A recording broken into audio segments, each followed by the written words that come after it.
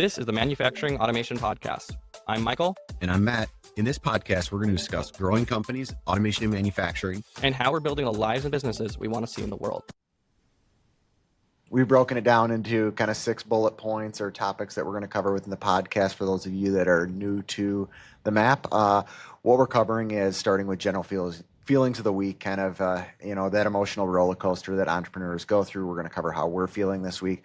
Number 2 is sales and marketing. What's in the pipeline? What are we looking to change? Engineering and R&D. Michael always gets excited about this because he's the master of making a lot of new products and deploying them to market very quickly.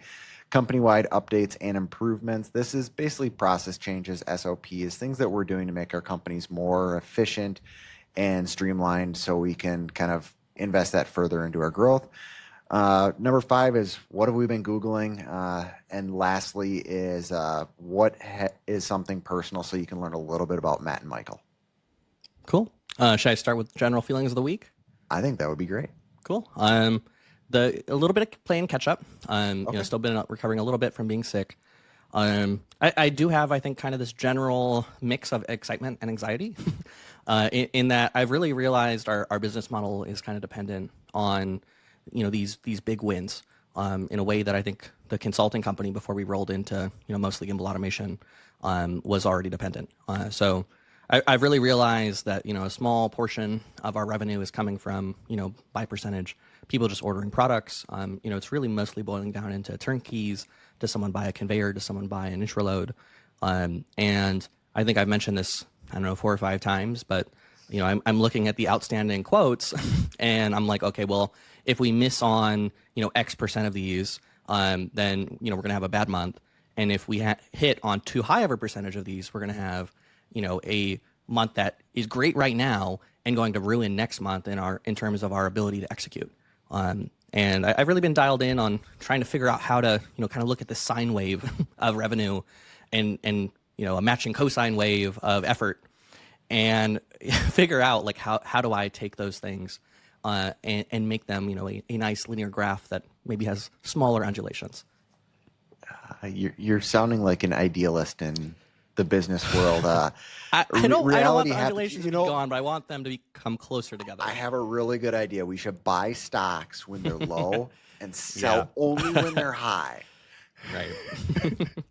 Yeah, and that's the thing. It's like, we might close the 3-4 turnkeys one month, and we might have a great month. We might do 130 grand in revenue that month, and then the next month.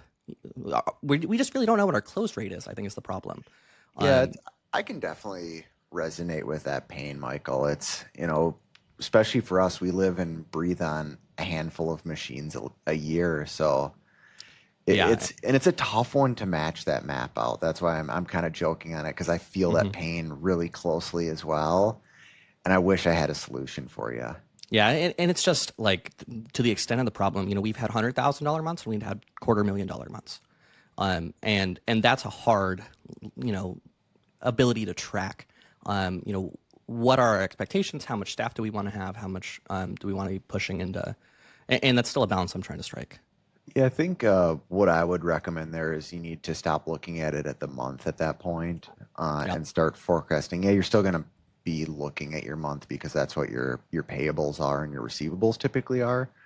But being able to trend your forecasts a little bit further out and then making sure you have the liquidity to weather those down months, if you will. And then when those peaks come out, obviously those are no problem. But I don't know how you stagger out clients too. We've continued to bring this one up. I think a lot of it comes down to communication and building a backlog. Yeah, for sure. Yeah, and I think it's a little bit easier with the, having gone from the higher value consulting clients to, a lot of these transactions might be, one time or, maybe they come back to you in a year or two and do it again.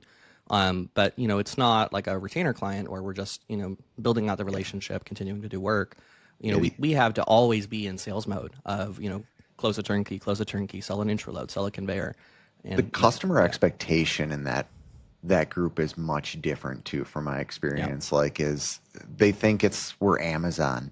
They order an intraload from you and they're going to get it 2 days, right? I mean, maybe 3. I mean, it is kind of custom. Yeah. It's kind of the expectation that some people get into because Amazon's been so good at next daying everything, or McMaster Car has. Yeah, weirdly enough, I kind of find that either people have just incredibly reasonable expectations or incredibly unreasonable. With that kind of level of, kind of mid-tier industrial transaction value, at least I haven't seen a lot of in between. Yeah, I'd agree with that. From what I've seen, is we're your only priority. Why isn't this done? Yeah, we understand you're another small business. Yeah, and even the last time we bought a machine, the first time we bought, our first Haas, it was like, when's it gonna get here? And it was like a week late, and we were, just like, what are we gonna do? And then when we ordered the most recent one, it was, they said 4 weeks. I didn't believe them. When they delivered it, 4 weeks in one day, I was like, oh my god! And then I just, let them drop it on the floor and, went out and inspected it and, found a couple things they did wrong, and then they corrected them. But there's definitely that mindset shift that happens. Yeah, for sure.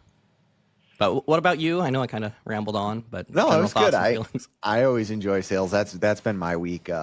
Nothing crazy for me. I honestly feel like it's been a little bit of a grind for me because I've been just on that sales pipeline. We have a lot of leads in our pipeline from all the trade shows we did in 24, and now we're early 25. So it's following up with those 5 and 4 stars. Personally, I like to handle a lot of the personal sales outreach with that, which means I've made probably 100 phone calls already this week. Wow. I've sent definitely more than that in emails that are personal, which then will cover some of my things that I've been Googling to make that process faster for me. But yeah, that's been it. It's been feeling a little bit of a grind, but at the same point, I get very energized when I get some excited people on the phone that are like, "Oh yeah, we can't wait to get this quoted out or talk about automation for XYZ." Like, I really get amped up on that because I can see how transformational our service can be to our customers. Sales and marketing is next. So we were just talking about the balance. How'd you put it? Balancing the sine wave and yeah. So my at least kind of the theory I have is that a lot of the issue revolves around kind of me and my role in the business, where I'm just doing too much. I'll focus on R&D, or I'll focus on marketing, or I'll focus on SEO, and kind of wherever I look, wherever you shine the light, that's what you see, right? And we'll see things going up and to the right, and just like an example, I've been whining on and on about how I need to update our ad creative, right? And that was actually, I had that on my list here. I had to ask you about that once we got in here. So thanks, you beat me to it. So we did one little ad, and my fiance Priscilla actually did it. But better than where you were last week. Yeah, and we got it up, and the first thing is I don't even know like what to believe in terms of metrics, but at least according to Shopify, we went from 500 visits a day to 1,500 visits a day, and to then 2,000 visits a day. Now the first thing I'll say with Shopify, the first thing I'll say with Shopify is I don't believe their numbers. They look like they're like all multiplied by 4 if I compare it to SEMrush. Yeah, I was gonna say, because you're SEMrush, I got to pull this up. I feel like we do this every week. Well, here's the thing with SEMrush though is at our volume, it won't tell you paid traffic, and still the majority of our traffic is paid. Oh, I forget about that metric. Yeah. Yeah. So you're looking at organic traffic, and our organic traffic is like 500 users per month according to SEMrush, and like double that according to. I wonder if I put you into SEO to Shopify. So, but anyways, I saw a 3-4x spike in traffic with one new piece of ad creative, and there's some confounding variables. I also focused on working a lot to we started LinkedIn back up. We have been doing Instagram posts every single day. Yeah, I've been getting hit really hard by your LinkedIn ads. Because like we're not doing LinkedIn ads. Then I've been seeing a lot of your LinkedIn posts keep getting resurfaced to me. So whatever you're doing there is working. Yeah. So everywhere we've just decided one post per day. With Meta, we do like 5 to 15 stories per day. But what's happening is we went from that kind of slow negative growth, or losing followers, to now we're consistently getting 15, 20 followers a day. And it's showing our content to new people, which is having the knock-on effect that actually our old creative has been getting better. Because now someone follows us, then Meta targets them with an ad, and then they go to our site. The old one. Yeah. So it's like, we still have all of the old ads running, but we're seeing just a lot more people. Are you doing any of the test with Meta then where you're releasing all this content, but you're not putting it on your follower list, so it's not actually going right on your Instagram where like a follower comes, they can see it. Are you running any of those where like you see that A/B testing and then if it works well, it goes to all your followers? So we've done a little bit of A/B testing. For the most part, we just are testing ads individually. Okay. So we'll just see, we'll put up an ad, and rather than pulling down another ad, we'll just either adjust the budget or just increase the budget. When we put this first ad up, A/B testing might have been the wrong way to put it. Meta's now allowing you to post stuff not to your followers. Oh, really? And then you see how the algorithm likes it. And if the algorithm likes it, then it goes to your page and your followers can see it. I find it really interesting. Our marketing person was telling me about that, Hunter on our team, and I just thought it was kind of interesting how you could even do that. Yeah. And one thing too, we signed up finally again for Meta Verified. So we tried to go down the whole rabbit hole when it was just like for individuals. And then we did it for businesses. And now Meta's trying to monetize to the extent, they got a $20 plan up to a $400 a month plan. Well, we had the verified, and then they all of a sudden just reimbursed us and kicked us off of it. Like, so you can do it again though. It was really weird. I just got a random email. You've been dropped. Here's your money. I was like, what is this? So here's what happened. Initially, they did verified for individuals. Then they did verified, kind of a soft rollout for business. But it didn't work very well. And I think they kind of just shut that down and then like reopened it. So you can sign up again for like, we paid $24 a month for Meta or for Instagram and Facebook at the base tier.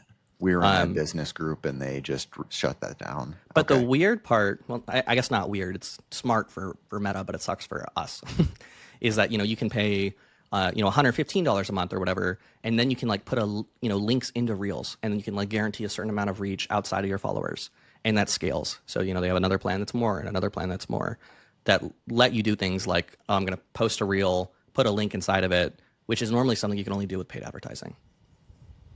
Interesting.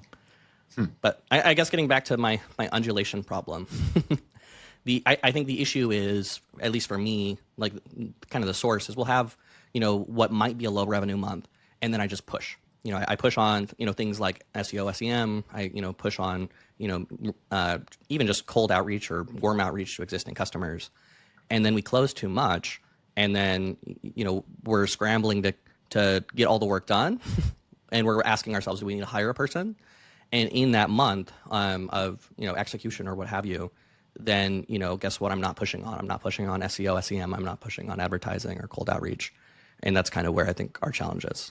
What are you needing to execute on the floor? Would kind of be what I'm not understanding there. Why do you get pulled off of that SEO, sales, marketing to go out on the floor and execute? Is there that many problems, or is it just you're wanting to deliver all those shipments as fast as possible, so you're struggling to let a customer down or say that it's just going to take longer? I mean, I think the problem is just the new R&D, really, in terms of, and I have such mixed emotions because that new R&D is such a value creator for us, and is where most of the business has come from. But at the same time, creates the Michael pulling back from maybe the thing that's most critical for the business right now. And I think that's one of the big things is that I'm really excellent at doing something, kind of intensely for a couple of weeks, and then I get bored, and I need to have the systems and the infrastructure in place that boredom or that lack of focus, really there's no hat that I think I should be wearing as like the primary person. Yeah. I should be wearing, every hat temporarily as I'm going to fix this, I'm going to improve it, I'm going to overhaul it, and then I can move on. Have you ever thought of doing your method for product release has always been as soon as it's done, you release it, correct? Sort of, but there are a fair amount of unreleased products. Have you considered going to like a schedule where we release products quarterly or annually or something like that, or we do it at XYZ trade shows so you can get kind of a cadence going to it, and then you can kind of temper that R&D release so you can control that sine wave, as you say? Mm-hmm. Yeah. I mean, I think the big thing is just that I've come back to this over and over too, is I need to get myself out of the seat of marketing, and I'm already kind of out of the sales seat, but getting that top of funnel inbound is really, I think, where the waves and the undulations are being exacerbated the most. Because I can come in and I can do something transformational, but I need my staff is really there for the consistency. Where are most of your top of funnel leads coming from? Mostly Meta inbound, Facebook, Instagram, LinkedIn, a little bit of search, and an even smaller amount of organic.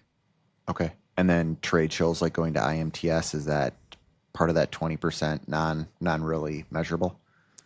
Yeah. At least my calculation now, for if I look at like direct sales from IMTS, we put in, I don't know, 50, 60 grand and got about 50, 60 grand out, which I think we can consider, a win if we look at it in terms of, okay, what are our September sales?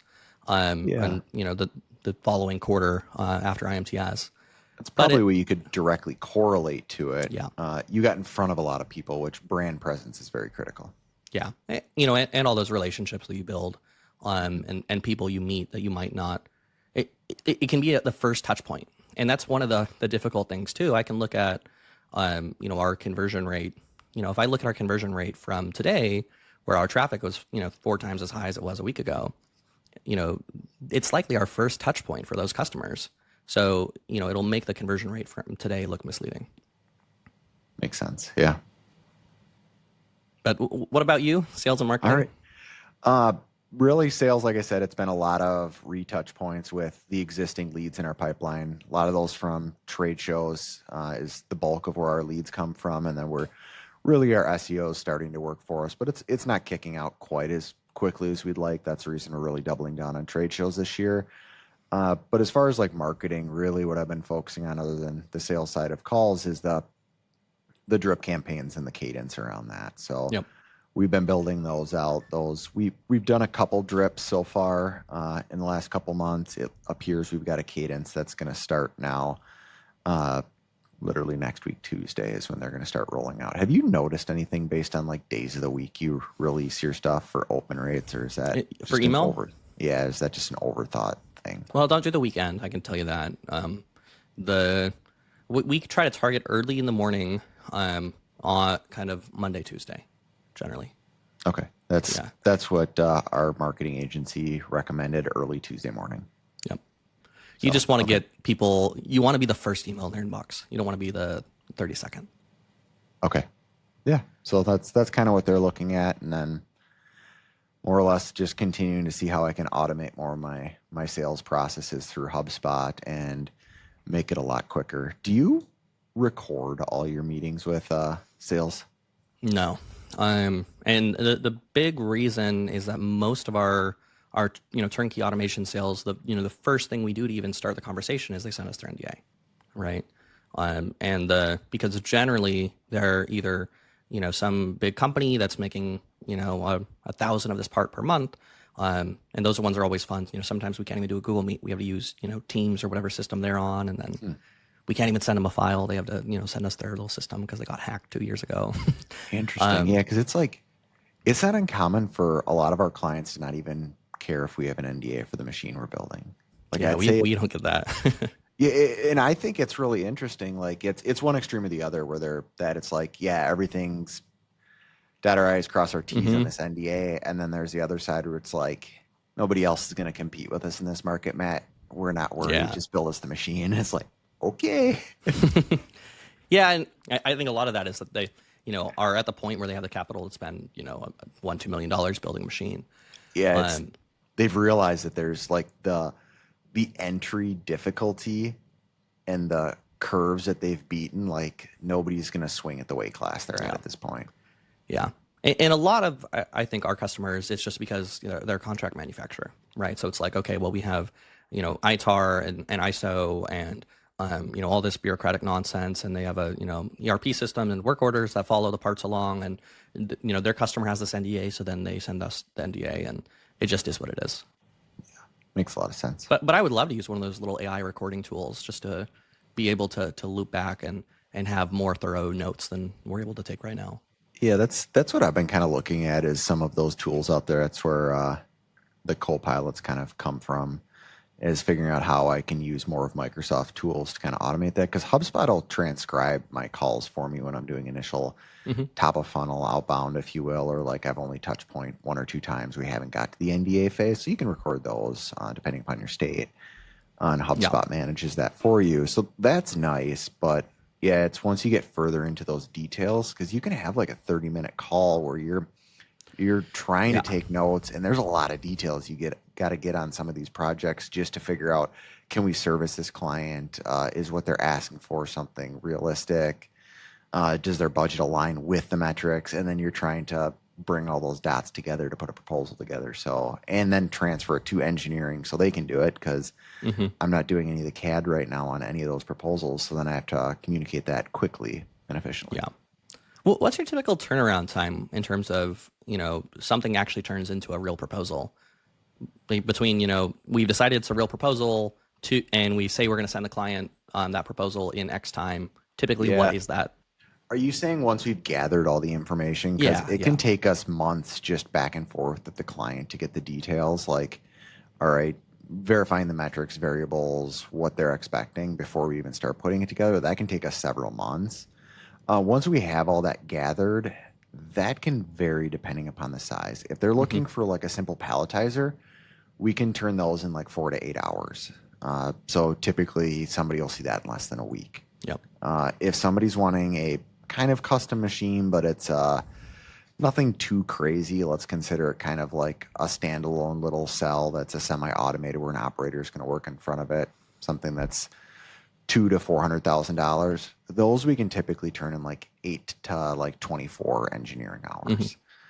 Now, when you get past that, that's where it gets really fuzzy. That's where we've seen the 24 hours to 300 hours. I think that proposal's probably gone past 300 hours now because we've made revisions to it, is kind of our peak on that.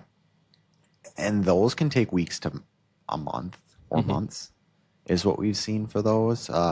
But typically there's a lot of still back and forth at that point with the customer to hone those in. So I realize I answered your question very vaguely, but if it's a standard palletizer or semi-custom machine, you're going to see a proposal typically in 1 to 2 weeks or less. And then after that, it's 2 weeks to 2 months. Yep. So for context, we target 2 business days usually. Yeah.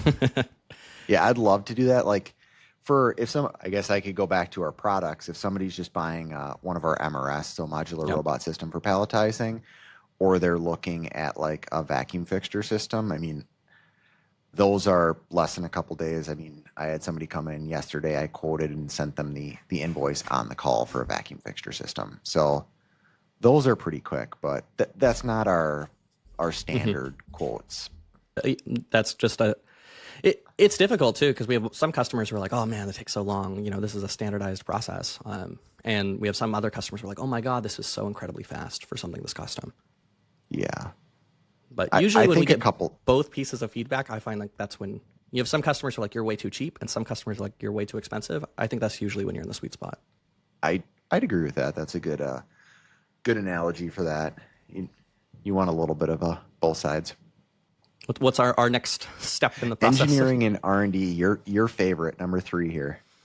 Oh man, engineering and R&D. So we've been pushing more on, we had the intraload like auto door that's finally really dialed and ready to go. I don't know if you saw our Instagram post on that. Yes, I have seen that. Looks nice. I like those rock lock setups, by the way.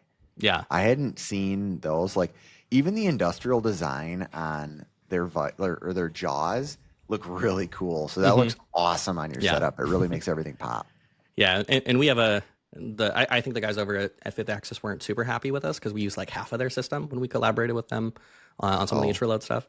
We use like their light vices designed for automation, but we really just didn't love the idea of kind of the over-constrained 96 millimeter pull stud system for, we want some tolerance some tolerance to both chips and, loading off by a 32nd of an inch. And that's why we ended up going with the Pearson system. So we have that weird stack up of our own custom palette with the Pearson Max 4 that then adapts with our palette to the either the orange or the Fifth Axis. Do you think you'll end up making your own system around that? No. You don't? I think Pearson just does it too well in terms of the Max 4. Yeah. that pallet's just too good.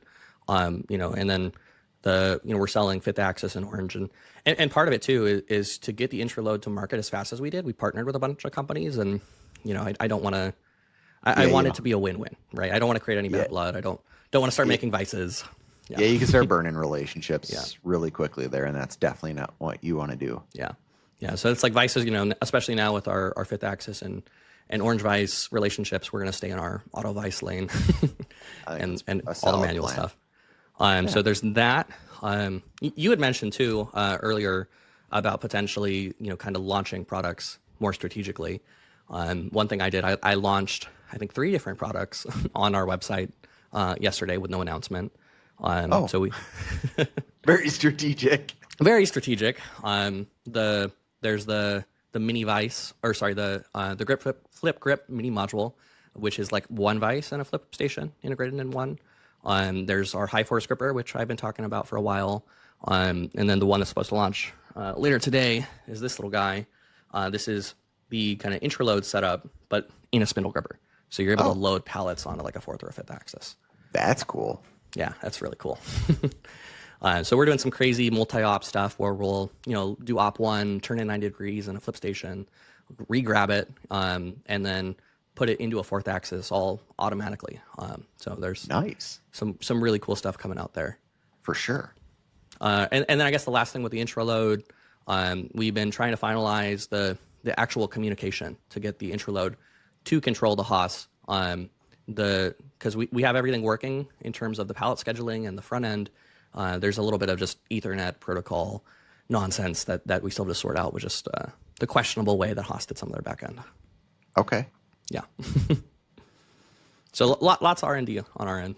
Yeah, and then I always come in and like, we're still working on those same things because a lot of our R&D is tied to a project and the loop is so long. So it's details on HMI has been the focus for us. There's a lot of software still with that to make it so we can deploy for multiple robots, have easy drag and drop for like placing on the palletization. So you can have multi-different box or easy changeover between box sizes and pallet sizes, stuff like that. The interesting one we had come in this week that, so we make the vacuum fixture system. We make the automation fixture system, which is basically just a plate with a bunch of conical work holding and threaded holes. So you can put like that next to a Scara robot or an LR Mate robot and then put fixtures on it. That's really the extent of it. Not super tight tolerances, but perfect for what you need to do with robots. We had a customer come in that wants to put a massive FANUC, or they thought they could put a massive FANUC on one of those. Like, we're talking a FANUC that's in the hundreds of pounds payload capacity, just the robot. Yeah. And it's like, we go up to M8 threads on this. And so we're actually quoting out a product line now that we're kind of probably going to be tagging as the RFS, the robot fixture system, is quickly what the name's been called internally, where it's basically a large fixture plate that gets mounted to concrete, and then we're making weldments that go on top of that for mounting a FANUC to it. That seems, like a lot. I mean, we did a lot of stuff, in my startup days with, robot risers, and I remember the 1-inch bolts and the concrete specs. Yeah, it's quite the specification. I mean, it's just to make it modular for them and put a robot base on that. I mean, they want it for 2 of them, and they're looking at somewhere around $100,000 if they want us to come and install them. Yeah. And it's interesting where we don't do much in the weldments and that style of machining, so we have to shop out all of that manufacturing, which is against what we like to do at Develop. But it's also interesting because we have to do this for other projects anyways. We send out our weldments for other stuff, so it's already IP we've built out to solve a couple of our own pain points. We've never had to do it as modular as they're asking for, which aligns very well with what we like to do. So we'll see if they want to pull the trigger on that system or not. But either way, it's kind of fun to think about building that system or what could be a new product for us. Yeah, and they're the first. I assume if you're going to build that product line out, knowing you guys, you'll go and get the gantry mill and start bringing that stuff in house if it grows. Yeah, we'll need a bigger facility will be the problem because I mean, the plates we're looking at just to put this thing on is it's going to be 4 plates that are going to be like 4 foot by 2 foot, and then the weldment goes on that thing. I mean, we're talking a couple hundred thousand, or not a couple hundred thousand, but basically a ton for a weldment. Yeah. So, I mean, like you said, those big robots take a lot. Concrete, epoxy anchors properly done or threaded in there. So It's funny how having like a water jet and a gantry mill changes your perspective, because I'm like, 2 by 4 feet. That's yeah. I mean, we could do. You could do that nearly in the Datron for what we need, but it's all steel then, and we don't do steel here, so we don't have any steel support. Yeah. That doesn't sound fun in the Datron. No, I wouldn't even. I don't think anybody at the team would want to do that to our machine. Yeah, it's like running cast iron almost, and for that little thing. Yeah, that's a really good way to put it. It's just not meant for. I mean, we've done like, all right, we need this pin made or this really specific tooling that has some small features into it. Put in the Datron, not a problem. You can cut dry, burn up some tools, cruise through them really quickly. But beyond that, it's not meant for hogging steel. I mean, the tool holder is 25 millimeters. Yeah. So that's been our R&D, which has been kind of interesting to look at another fixture system that we know we need for other projects, but cool to see a customer that's all they want. Yeah. I think of the Datron as like a really high-end, really nice, fast prototyping router. I don't know if that's the right way to think about it, but that's how I kind of think about it. I think what you said there about Datron is the way a lot of people perceive that machine, but you did just offend them. No, I meant that in the most positive way possible. I understand. Not to actually call it a router, but I think that's kind of a couple of levels up, right? You can do everything there with a router, but it's going to be a lot harder. Yeah, the precision of the Datron is, your positional XY is incredible. The Z is an interesting one on there where I'd agree that it kind of feels like a router at times, or having RAN routers. The spindle growth is just not cool. Oh, yeah. So you have to have a significant warm-up procedure to make sure that doesn't bite you in the butt on some tight tolerance parts. Gotcha. Yeah. Otherwise, once it's reached your thermals, you know where you're at, that machine is super stable and going to crank out to spec parts. Yeah, and it's fast, that little spindle. For sure. You're on ethanol? I think that's We're ethanol 40K, HSK 25. Yeah. So you can get the 60K with the direct shank. Yeah, I honestly think that's one of the biggest value adds, other than the control for them, that you're keeping your chips clean, especially for aluminum recycling. Oh yeah, I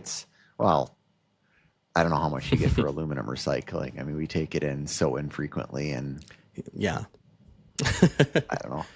Yeah, I mean, we don't run a huge volume either. I mean, even now our spindle up times are like 5, 10, 15%. Yeah, I think we get like a couple $100 a quarter in chips is what we get. I mean, we filled Gaylords. We'll maybe go through a couple Gaylords a quarter, we'll say. It's not like my ring days where we had a multi-yard dumpster that filled an entire semi-tractor, and then, thousands of dollars on the month. Yeah. Yeah. You want to go to the next section? Yeah, for sure. Company-wide updates and improvements. I mean, for us, we had the Arta guys down. You familiar with the Arta cards guys? Very familiar with them. You said you were doing that over the weekend. How'd that go? Yeah, so kind of the situation there is they pinged me. They said they're down in LA for an install.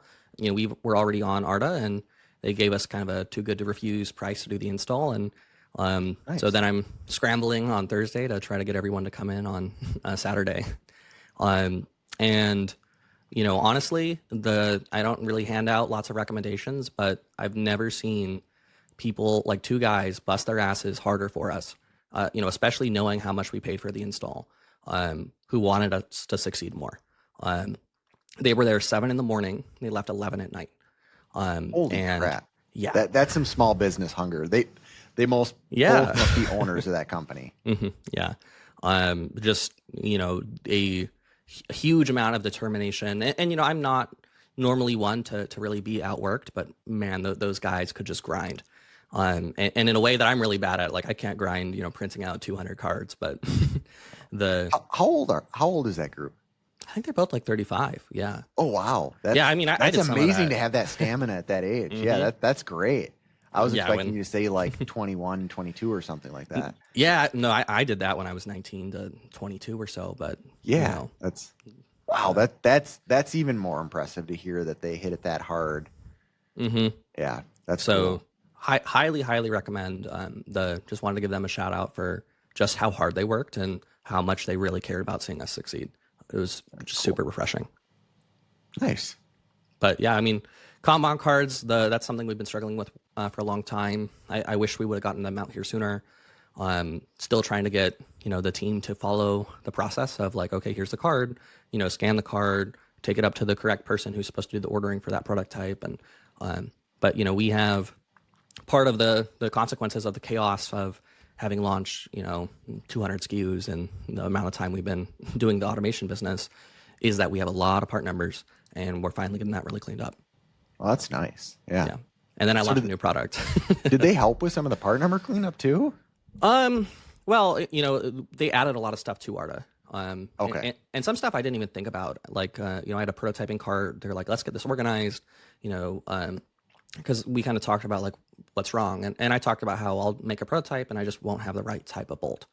So, we just threw a cart together, put bins in it. And then, I got back, like I went home at one point because I was like, I just can't grind anymore with these guys. And all my staff was home. So it was just those two guys alone in our shop. And, I get back and there's a Arta card for like 40 different part numbers on the little prototyping cart, which was really cool to see. Nice. Yeah, you got to share some social on that. I haven't seen that stuff.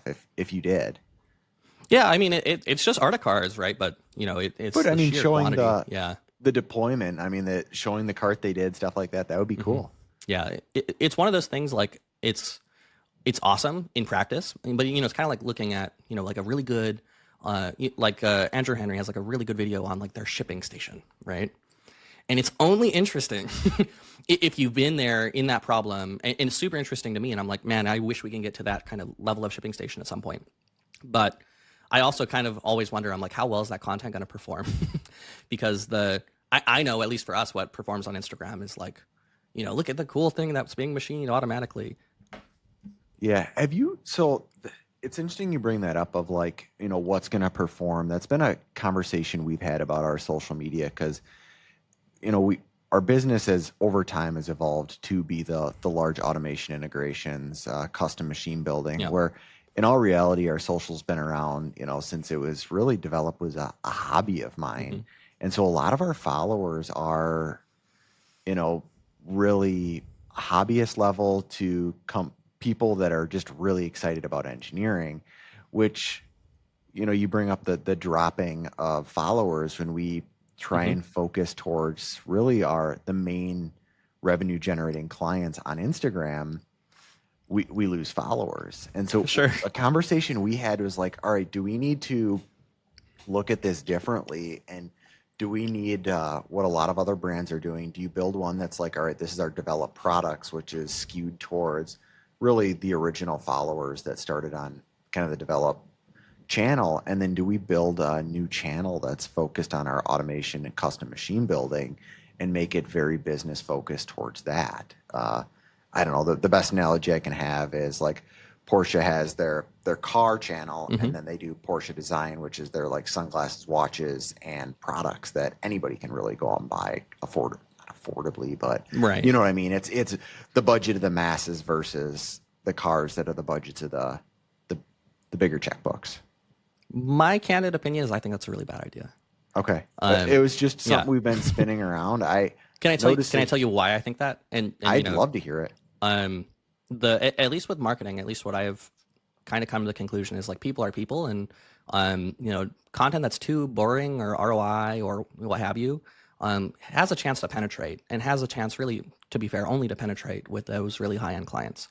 But I think the other side of that coin is that content that is exciting or inherently interesting to a broader base is still interesting to that same client that you can penetrate high, but not vice versa, right? Well, that's where it's been coming down to is, all right, we need to be able to put content, so videos and photos of our products. We need to be able to show our machines that we're building, and then we're trying to share the educational aspect behind. We've cranked out a bunch of knowledge bases and blogs to help educate people around automation, and we're trying to share that. Like we did a recent post that shared one of our top trending knowledge bases on our website, and we dropped like 12 followers when we posted it on Instagram. So it was like kind of just knock the wind out of your sails to see that happen. You're like, all right, we're getting it out there. I understand we're maybe flipping some of our followers is probably the best way to put it. So it's like, what are we looking at?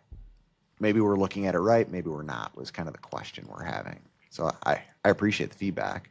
Well, my view is more that I use social media as a tool to get the first interaction, and maybe interactions 1 to 5. And like I can think of some of our huge competitors like Fastums. They do turnkey automation, and I can't tell you how many times I've seen their ad that's like, download the ROI ebook on how to automate your CNC, and literally it's like a red screen, with a picture of a digital book. And I see that and I'm like, okay, yeah, maybe if you're, the CEO of some contract manufacturing company, you click on that. But who else clicks on that? That's kind of the question. So you're hitting the high end of the market. I click on those things to download them to see what everybody else is doing for these books. Right, but I'm saying like just as a broad strokes percentage, or like the number of people who put the ad out. So at least our approach has been, and you have to bear in mind we're at a less high end part of the market, but our approach has been, we just want to build general awareness, and I want something that's going to interest, not only the CEO, but I also care about hitting the shop foreman. I care about hitting the programmer. I care about hitting the machinist, like as people who care about what we're doing, to build the awareness. So when they have that problem, in a month or a year or a decade, they think, gimbal, whether it's a gripper or intraload or what have you. Yeah. Which I don't think you hit when you do something like, come check out this, piece of blog or information or whatever. Maybe I spun that wrong.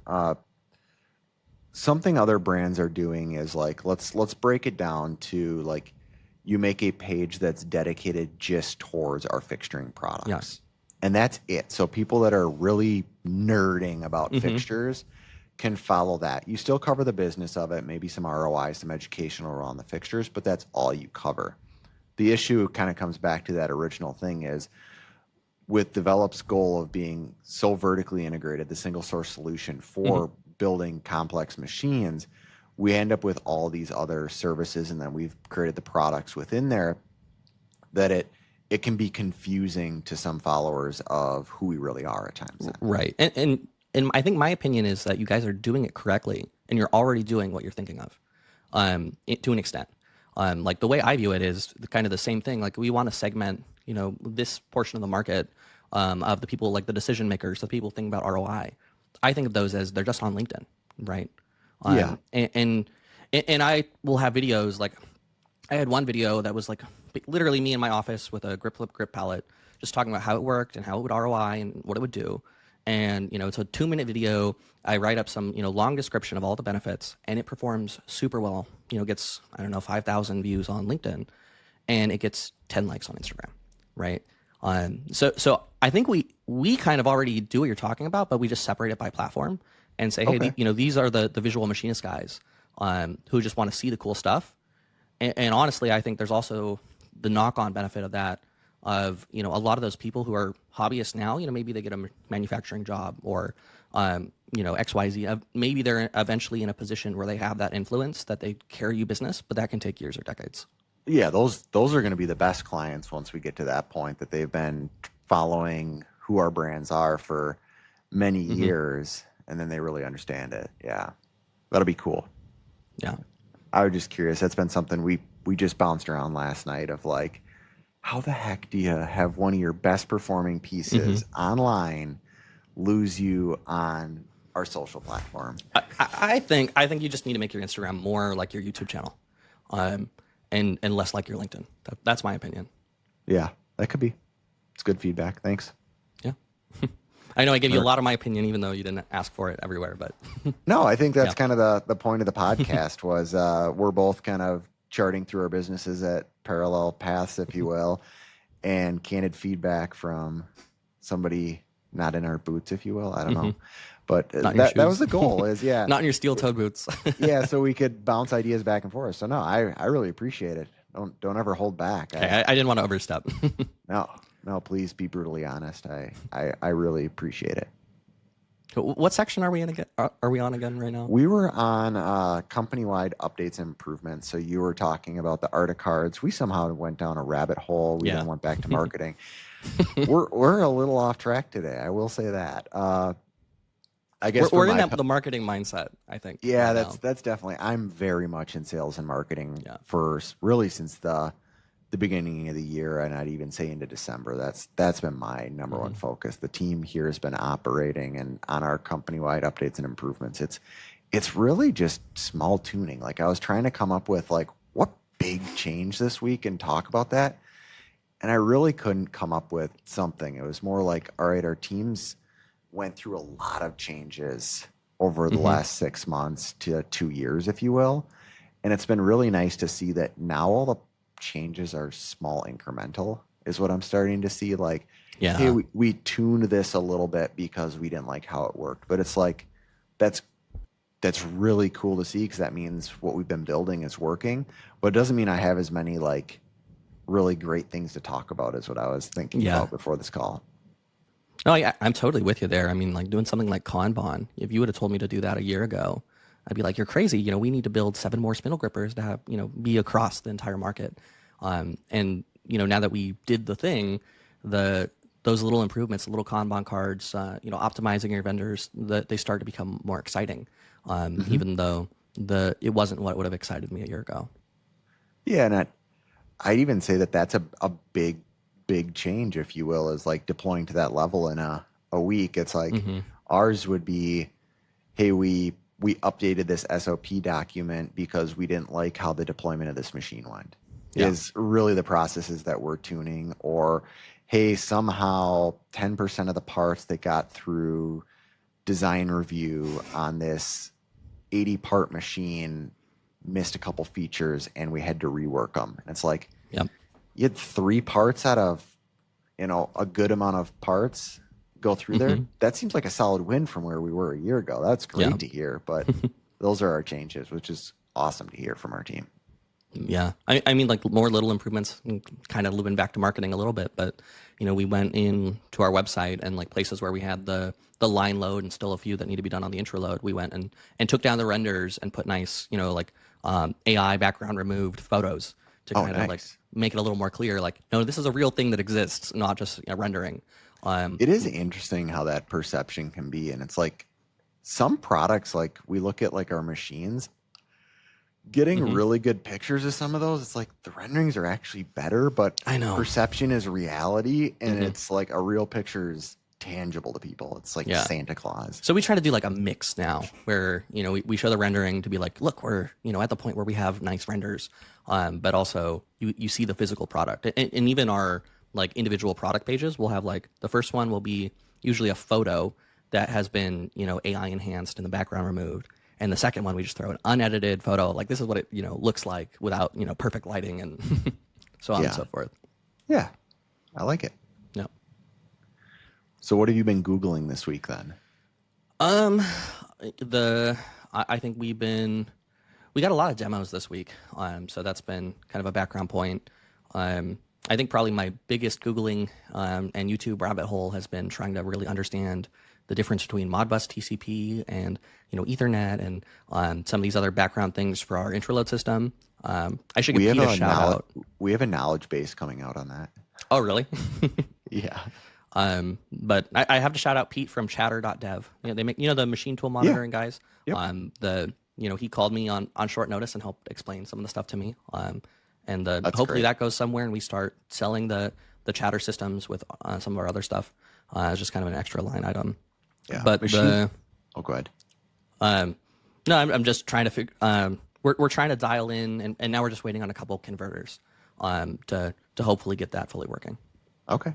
Yep. Machine language is or protocols as they're formerly known as, is one heck of a rabbit hole to go down.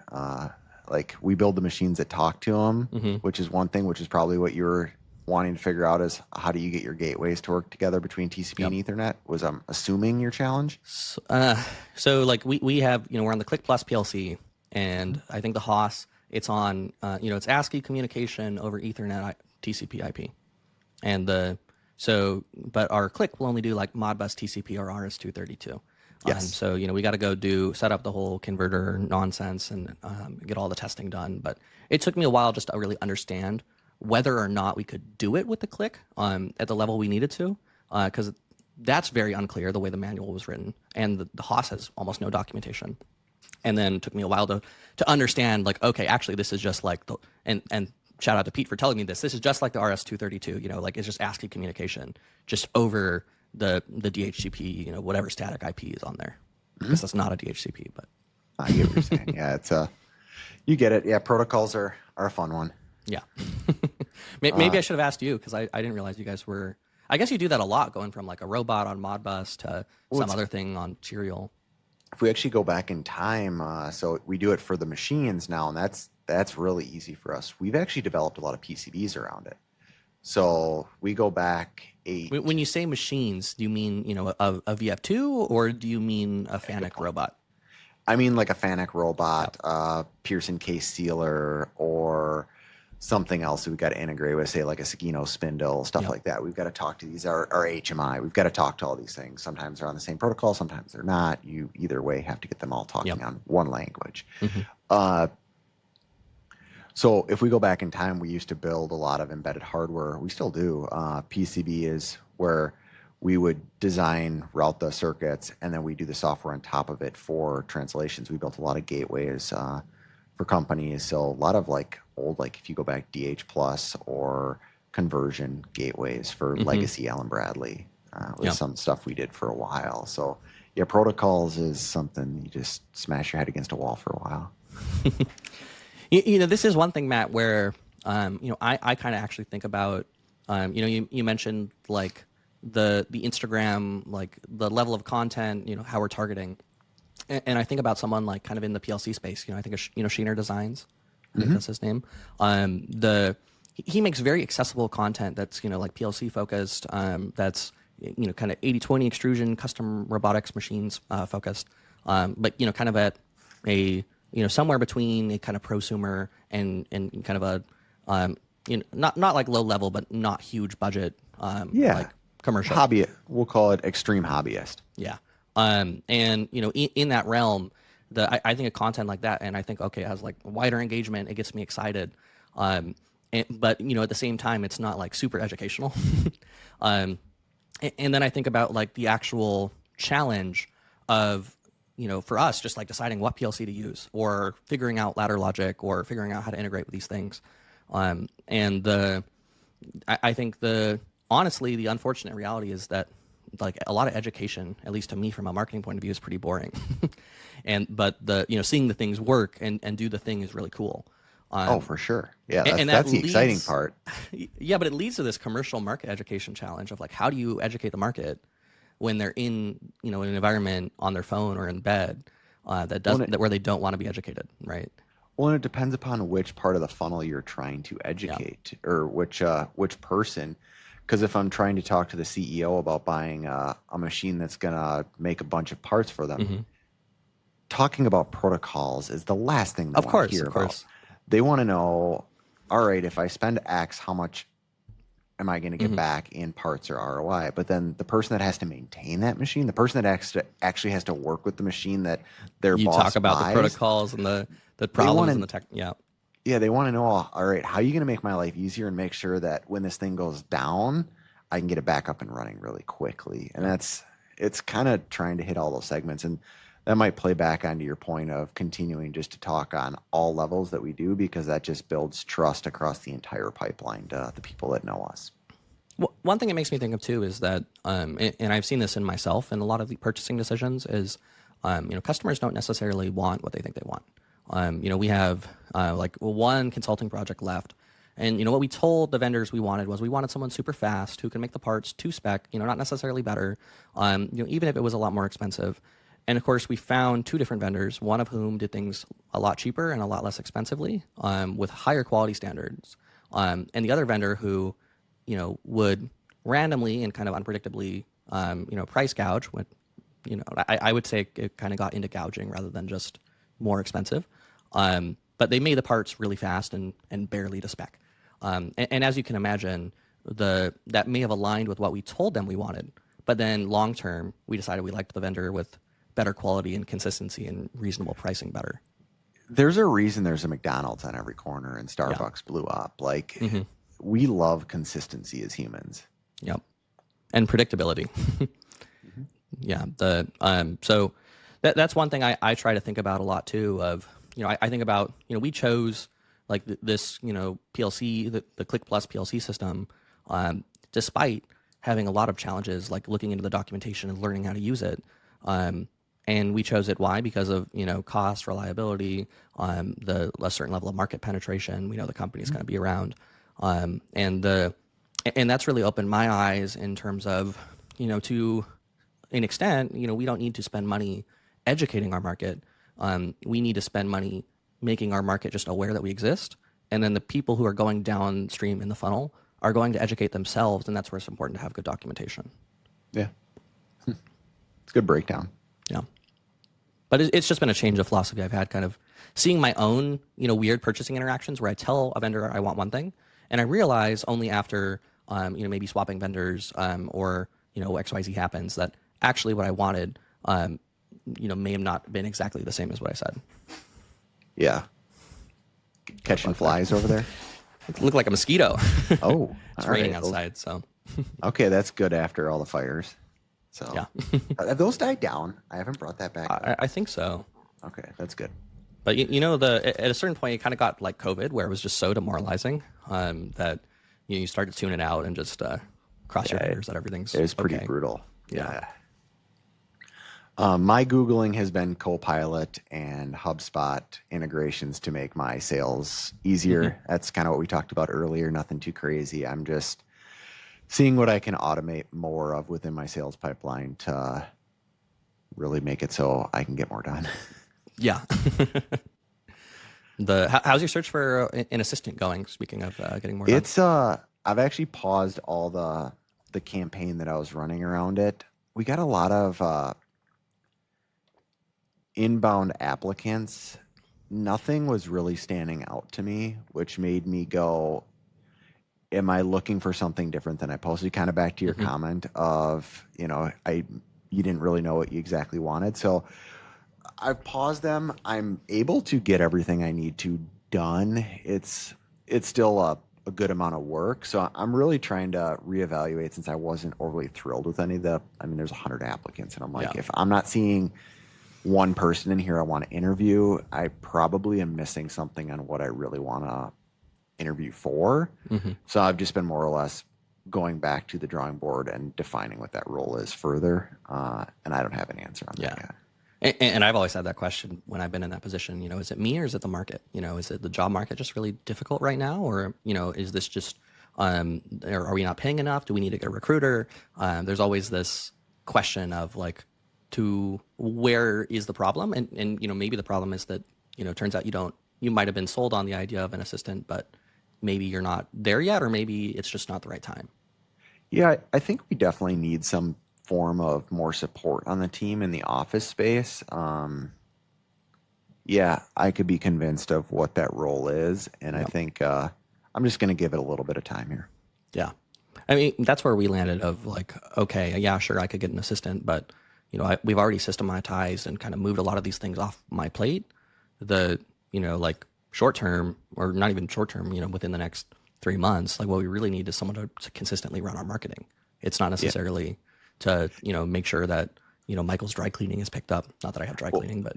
Well, it's interesting you say that, as we have the marketing agency, and one of the things we're going to do is scale back some of our campaign. And if I don't hire an assistant, I could theoretically justify maintaining our agency doing more of our marketing, which keeps more off of my plate on the top of funnel sales, which is what I was looking for that assistant to do, was to handle some of that top of funnel. And as Yeah. we're automating more and more with HubSpot, and that's why I'm looking into the Copilot. It's like maybe AI and HubSpot can manage a large portion of that person's role that I was envisioning. Yeah, and speaking of that, now that Priscilla's taken over the podcast editing, she's doing the shorts really well. And I was very skeptical that AI could write the posts, right? And lo and behold, she uploads like 50 of my prior posts, and then uploads to ChatGPT the content, and it reads just like I wrote it. And I was very, very impressed by the quality of the content, but also that those posts would take me 5-10 minutes, which doesn't seem like a lot, but if you're sitting there trying to, yeah, especially the way I try to batch it, I'll write a month worth of posts and just schedule them. But doing those 5-10 minutes at a time as opposed to a 2-second, 30-second process is night and day. Yeah, that's good to hear. But yeah, it's but you have to be careful too. There was like the most recent one that I saw that we had to edit was it was like misworded. You know how AI will like randomly hallucinate, and it was something like it was like a cautionary tale about why you should never lie to your customers, and then randomly in some hidden sentence it's like, this is why you should lie to your customers, but it's like one sentence that's just totally antithetical to both the snippet as well as the rest of the article or the that would have been a great one to accidentally release. That would have been, I'm sure you would have got some good comments on that. That would have trended well. Yeah. Last one on our list is something personal, something you are doing this weekend, what you've been up to, not related to your cough that you've been battling. Yeah, they can't see me coughing. Well, I guess they can see me if they're on YouTube or Spotify, but yeah. Something personal. I guess last week I just kind of collapsed, so I didn't have much of a weekend because the ARTA guys went for the 14-hour workday, which I appreciate, but it was also more than I can handle lately. And then this week this is a work thing, but we have Jay Pearson coming today to get a demo of the Intraload, and cool. early childhood inspiration for what it's like to be a job shop. It's like one of the meeting your heroes kind of things, even though it's a potential customer, and I know that's kind of cheesy, but super excited about that. And then I guess on the personal front, probably going to try to do some more escape rooms, and we'll see. It's amazing how many escape rooms you have in LA. Like, I think of like Madison. I think there's like 4 I could drive to from my house. So it's like, well, there's our willingness to, we'll drive an hour to do a new one at this point, which is, yeah, that's still like, I'm counting the Dells in my travel. So that's like 40 minutes north, and then you've got Madison. So it's like, there's not many we could do around here. It's just the density. And, last time we visited Denver, I was thinking, I'm like, God, there's gotta be like, what, 10 million people here? I'm like, yeah, there's like 12 million people in LA, just the greater Los Angeles area. And then, of course I Google it, and there's actually only 6 million people in Denver, or like all of Colorado. And there's double that, more than double that in just the greater Los Angeles area. So like the kind of like sprawling density means that you can find like whatever little thing you want, whether it's, a car group or a this or a that, or, a plethora of escape rooms. Okay. Yeah, I like it. For me, it's making bologna this weekend. So we've got this century-old family tradition where every year we do this recipe that hasn't really changed over the last century, making ring bologna. It's kind of funny. Most people have kind of dropped out. It's me and 2 of my cousins do it now. So I see those cousins a couple times a year. Kind of interesting fun fact that one of the cousins that comes and does it, he owns or partial owner, president / operator of a gateway company. So they make a lot of gateways for the market. And so we'll be talking automation, I'm sure, because he definitely likes robots and embedded hardware. So that'll be a topic of conversation this weekend too. Awesome. Yeah. Thank you so much for listening to Matt and I's conversation this week on the Manufacturing Automation Podcast. If you like the podcast, please share it with a friend or give us a 5-star review on Spotify or Apple Podcasts. We'll be back next week to continue sharing our respective journeys in life, business, and industrial automation. Thanks so much.